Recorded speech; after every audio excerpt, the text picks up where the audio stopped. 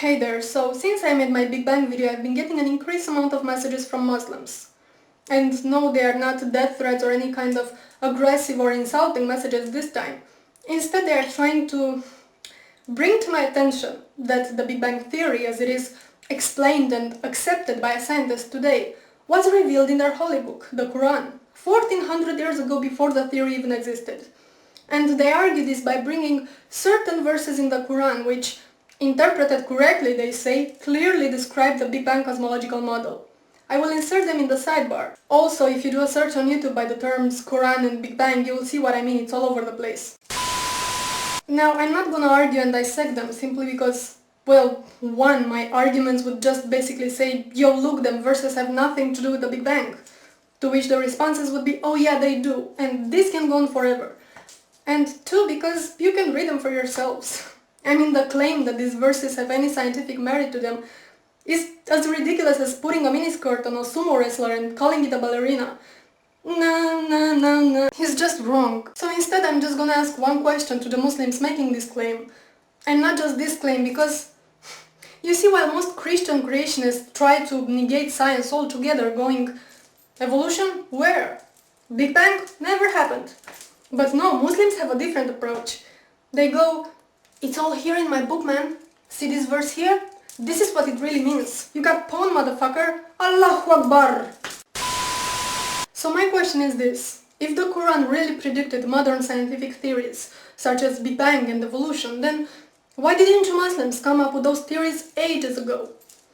If all those things were revealed in your holy book 1400 years ago, it means that you had 1400 years at your disposal to explain to us infidel fools how things really work. But you didn't, did you? It was only after the Big Bang Theory was worldwide accepted by the scientific community that you decided to claim, well, Allah said it first. And same goes with evolution. So, why? I'm just asking. You know, there's something really bugging me, and it always annoyed me on some level, but it just seems to annoy me more and more, is how religious sensitive we are. And especially when it comes to Islam. I'm sure you remember when Western Standard magazine published those cartoons, those Muhammad cartoons, that all hell went loose.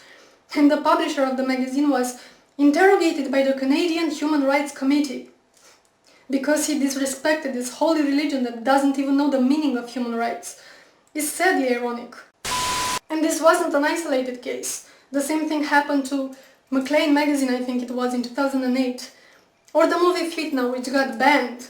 And the filmmaker was prosecuted and investigated and banned from entering the UK.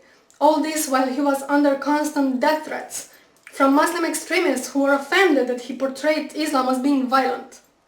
Again, the irony. And what annoys me even more is the converts.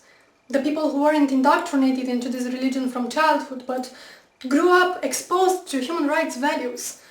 For now to convert to Islam and come preach how wonderful and sciency and peaceful it is. The religion of peace that punishes apostasy with death. Oh, how great it is to live in the Western society and get all religious sensitive and offended when a particular dogma is criticized. Do you know that 1/3 of the world doesn't even have religious freedom? And it's not a coincidence that those countries are so populated they account for almost 70% of the world population. Let me say this again. 70% of the world population doesn't have religious freedom. You will have to look at the calendar and see what year it is, and ask yourself, what the fuck?